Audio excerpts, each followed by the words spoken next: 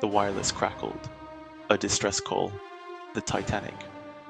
Captain Arthur Rostron of the RMS Carpathia didn't hesitate. He immediately ordered his ship turned towards the stricken liner's reported position. Every furnace roared as the Carpathia steamed through the cold April night. Every knot of speed could mean the difference between life and death for the Titanic's passengers. Rostron understood the urgency. He pushed his ship and his crew, knowing that time was their enemy. Each passing minute brought the Titanic's passengers closer to a freezing demise. The pressure was immense, but Rostron was determined. He would reach the Titanic in time. He had to. The journey was fraught with danger. It was the North Atlantic in early April after all. The threat of ice was a constant worry, but Rostron navigated carefully, plotting a course he believed would keep his ship safe. Little did he know, fate had a cruel hand to play. A twist of irony awaited them in the icy darkness, a twist that would rewrite history.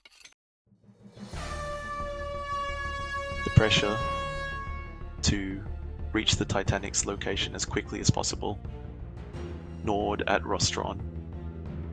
He consulted with his officers, studying the charts and the latest ice warnings. A decision was made. They would deviate slightly from their original course. It was a calculated risk, a shortcut that could shave precious time off their journey. The Carpathia steamed ahead into an area known to have icebergs. Rostron believed the risk was acceptable. He trusted his crew, his ship, and his own judgment. Yet the decision weighed heavily on him. The lives of over 2,000 souls rested on his shoulders. The night was dark, the sea deceptively calm. Lookouts strained their eyes, peering into the blackness, their breath misting in the frigid air. They searched for any sign of danger, any hint of the shimmering mountains of ice that lurked beneath the surface. But the sea, in its vastness, kept its secrets well hidden until it was too late. A lookout's shout ripped through the night. Iceberg. Starboard bow. The warning came too late. The Carpathia, racing against time, had found her own icy fate. The massive iceberg loomed out of the darkness, a white spectre against the black sea. The impact was sickening. A grinding, tearing sound echoed through the ship as steel met ice. The Carpathia shuddered, the force of the collision throwing passengers off their feet. Fear, raw and immediate, gripped everyone on board. The unthinkable had happened. Panic surged through the decks.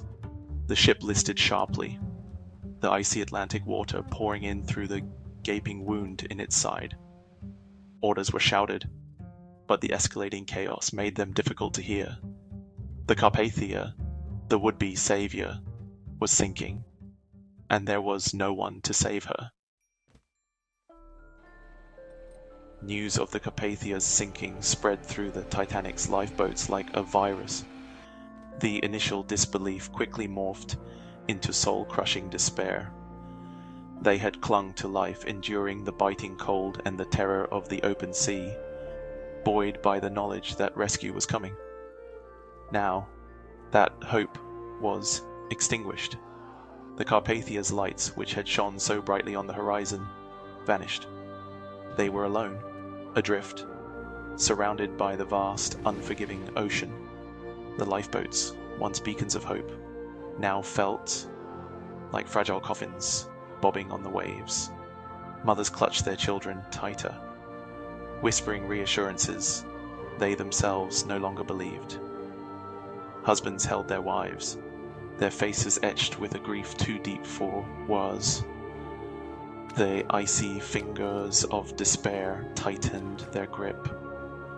Without the Carpathia, what chance did they have?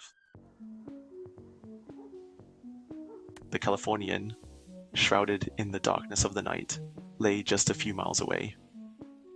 Her wireless operator had long since gone off duty. The distress rockets launched by the Titanic remained unseen. The pleas for help lost in the ether. A cruel twist of fate had conspired to keep the Californian oblivious to the unfolding tragedy. Even if the Californian had received the Titanic's distress calls, would they have reached them in time? The Californian's captain was hesitant to navigate through icy waters at night. The risk, he believed, was too great. The Californian remained unknowingly the closest ship to the Titanic and the now sinking Carpathia. Her presence a painful reminder of what might have been.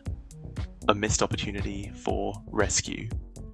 A silent accusation in the face of unimaginable loss. The world mourned the Titanic, but in this alternate timeline, the grief is compounded. The loss of the Carpathia, a ship synonymous with hope and heroism, deepens the tragedy. The what-if scenarios become even more agonizing. Could the Californian have reached the Titanic in time?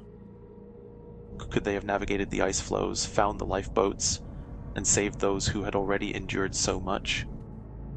Or would they too have succumbed to the unforgiving grip of the icy Atlantic? The questions linger, a haunting reminder of the capricious nature of fate. The sinking of both the Titanic and the Carpathia serves as a stark reminder of the fragility of life at sea and the unforgiving power of the natural world. Without the Carpathia, the survival rate of the Titanic's passengers and crew plummeted. Over 1,500 souls were lost to the icy depths of the Atlantic. The lifeboats, now adrift without hope of rescue, became vessels of despair. The world reeled from the news. The scale of the tragedy was almost incomprehensible. The loss of life, the stories of heroism and sacrifice, and the haunting images of the empty lifeboats reverberated across the globe.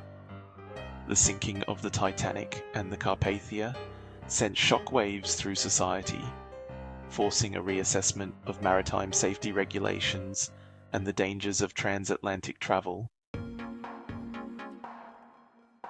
The weight of responsibility for the Titanic and Carpathia disasters would have fallen heavily on the shoulders of the maritime industry. Investigations and inquiries would have been launched, seeking to understand what went wrong and how such a tragedy could have been prevented. The blame game would have been fierce, with shipping companies, shipbuilders, and government regulators all facing scrutiny. The pressure to assign blame, to find someone or something to hold accountable for the unimaginable loss, would have been immense. The world, still reeling from the enormity of the disaster, demanded answers. The search for someone to hold accountable for the loss of the Titanic and the Carpathia would be relentless, fueled by grief, anger, and the desperate need to make sense of the senseless. The loss of the Titanic and the Carpathia left an indelible mark on history. This alternate reality, with its amplified tragedy, serves as a stark reminder of the fragility of life and the unforgiving nature of the sea. The story of the Titanic continues to resonate with people around the world. It is a tale of human hubris, of the dangers of ignoring warnings, and of the courage and resilience of those facing unimaginable circumstances. But in this alternate timeline, the story takes on an even more profound sense of loss. The sinking of both the Titanic and her would-be saviour serves as a chilling reminder that even in our darkest hour, hope itself can be extinguished, leaving behind only the cold, hard reality of loss and the enduring question, what if?